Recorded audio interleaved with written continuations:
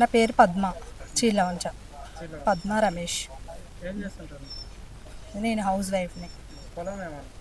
ఏం లేదు, ఉండే 3 ఎకరాలు ఉండే, ఊరు పోయింది మాది. ఏం లేదు ఇప్పుడు, ఏం కూడా లేదు.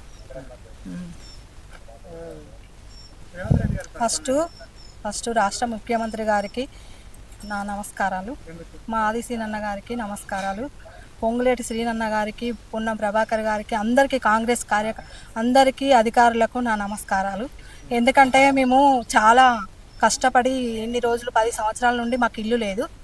వచ్చిన తర్వాతనే ప్రజాపాలన అని ఒకటి స్టార్ట్ చేసారు. గెలిచిన తర్వాత ప్రజాపాలన అని స్టార్ట్ చేసారు. అదొకటి మెయిన్ పాయింట్. ఎందుకంటే ఎవరికి ఏం కావాలి, ఏమేం కావాలి, వాళ్ళకి ఎవరికి ఏం లేదు, వీళ్ళను ఒక రేంజ్కి, ఒక ఉన్నత స్థాయిలో తీసుకురావాలి. ఇల్లు లేని వాళ్ళకి ఇల్లు, అన్నీ ఇక స్టార్టింగ్ ఎవరికి ఏం లేదు అన్నది అందులో ప్రజాపాలన అని తీసుకొచ్చిన తర్వాత మాకు చాలా సంతోషం వేసింది. ఎందుకంటే మాకు ఇప్పటికైనా న్యాయం జరుగుతుంది అన్న ఉద్దేశం మాకు కలిగింది. కాంగ్రెస్ ప్రభుత్వం అంటే ఏంటిది అనేది ఆ రోజు చూసినాం. మళ్ళీ మాకు ఇల్లు లేదు, ఇల్లు లేకుంటే మాకు ఇందిరమ్మ ఇల్లు లేనోళ్ళకు ఇల్లు ఇచ్చిండు. ఇల్లు ఇచ్చిన తర్వాత ఇల్లు పూర్తయింది, దాదాపు దగ్గర పూర్తయింది. బిల్లులు అన్నీ వచ్చినాయి. ఎవరు కూడా ఒక్క రూపాయి కూడా మమ్మల్ని ఎవరు ఏమి ఆశించలేదు, ఎవరు అడగలేదు, ఏ కమిషన్ లేదు, 1 రూపాయి కూడా ఇవ్వలేదు. మేము 1 రూపాయి ఇవ్వకుండా మేము ఇల్లు కట్టుకున్నాం. 10 రోజులు కాగానే మాకు బిల్లు పడ్డది.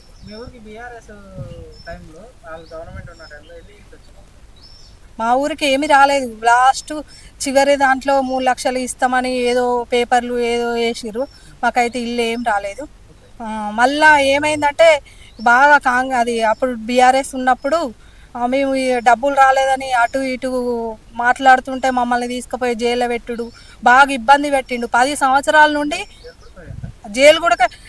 సిరిసిల్లకు కేటీఆర్ వచ్చినప్పుడు నన్ను తీసుకుపోయి జైల్లో పెట్టిరు.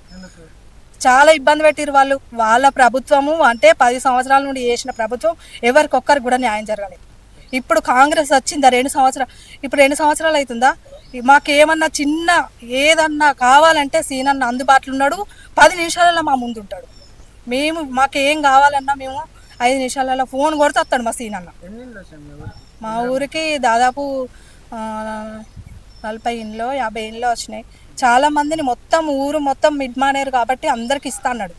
ఎవరికి గుడిసెలు లేకుండా ఒక్కరికి కూడా గుడిసె ఉండద్దు, అందరికి ఇల్లు ఉండాలి అనే కాంగ్రెస్ ప్రభుత్వం చేసిన ఇది మంచి పాలన. మాకు సన్న బియ్యం కానీ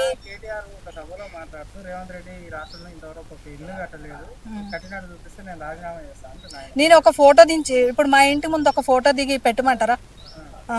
మేము ఇల్లు కట్టుకున్నాం, మేము ఇల్లు ఇచ్చినాం, మరి 3 రంగుల కలర్ కూడా వేసి మేము ఫోటో ముందు పెట్టమన్నా కూడా పెడతాం. రేవంత్ రెడ్డి ఇచ్చిండు.